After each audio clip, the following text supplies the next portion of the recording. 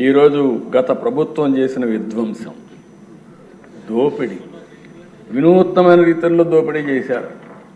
నేను ఎప్పుడు కూడా కలలో కూడా ఊహించాల రాజకీయ నాయకులు ఈ విధంగా దోపిడీ చేసి తప్పించుకోగలుగుతారని నా జీవితంలో ఎప్పుడు ఊహించలేదు. అంత దోపిడీ జరిగే పరిస్థితి వచ్చింది.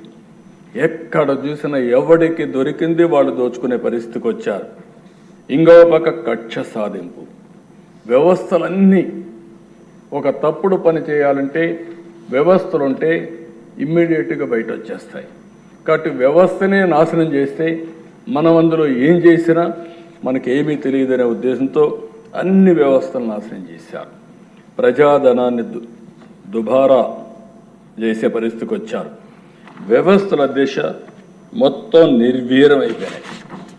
మామూలు 1-2 వ్యవస్థలు కాదు, అన్ని వ్యవస్థలు నిర్వీర్యమైపోయే పరిస్థితి వచ్చింది. 5 ఏళ్ల పాలనలో వాళ్ళు చేసిన తప్పులు, అప్పులు, పాపాలు, నేరాలు రాష్ట్రానికి శాపంగా మారాయి.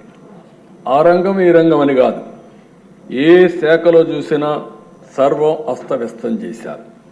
అసమర్థ పాలన, అభివృద్ధి నిరోధక నిర్ణయాలు, ప్రజా సంపద దోపిడీ, పన్నుల బాధుడు, స్కాముల కోసమే స్కీములు, అస్తవ్యస్త ఆర్థిక నిర్వహణలో రాష్ట్ర చరిత్రలో ఎప్పుడూ జరగనటువంటి నష్టం జరిగింది.